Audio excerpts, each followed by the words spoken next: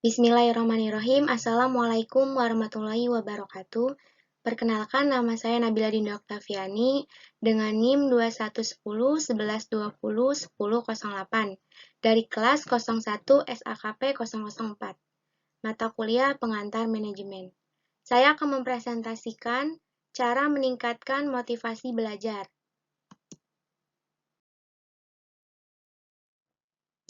Pengertian motivasi.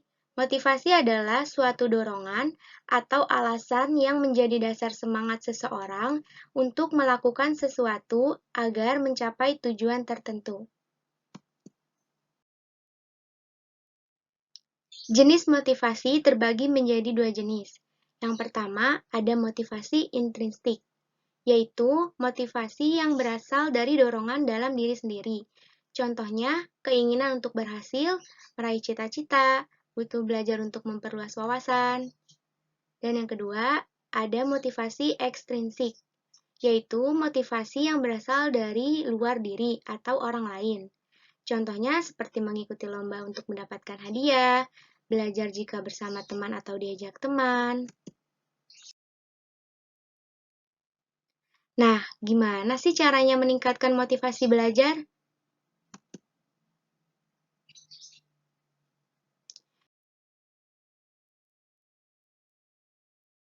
Yang pertama, kita harus mengetahui gaya belajar dari diri kita sendiri. Gaya belajar terbagi menjadi 3 jenis. Yang pertama, ada pendengaran atau auditori. Contoh dari gaya belajar ini, seseorang lebih mudah paham dengan cara mendengar penjelasan. Yang kedua, melalui penglihatan atau visual. Contoh dari gaya belajar ini, seseorang lebih suka mendengar dengan cara membaca buku atau menonton. Yang ketiga, melalui pergerakan atau kinestetik. Contoh dari gaya belajar ini, seseorang belajar dengan cara menuliskan kembali atau merangkum.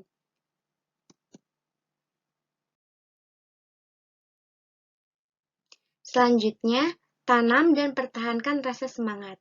Tanamkan pada diri sendiri, belajar itu menyenangkan, sehingga akan tetap semangat belajar. Jangan jadikan belajar itu sebagai beban.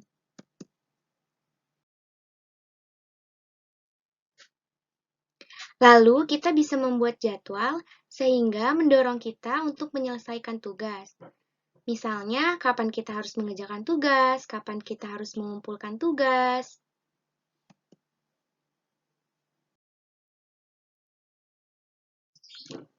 Manfaatkan media. Jika bosan membaca buku, kita bisa mengganti dengan cara mencari video yang terkait dengan pelajaran yang dipelajari.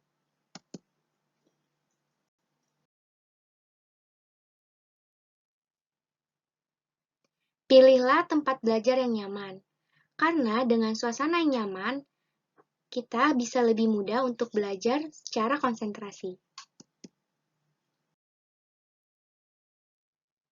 Lalu, kita bisa belajar bersama teman. Belajar bersama teman melalui telepon, atau sekarang bisa belajar melalui aplikasi Zoom, Google Meet, dan lain sebagainya.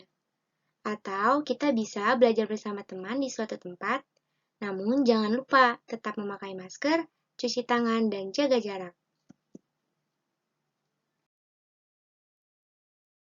Cukup sekian dan terima kasih. Mohon maaf apabila ada kesalahan dalam penulisan maupun pengucapan.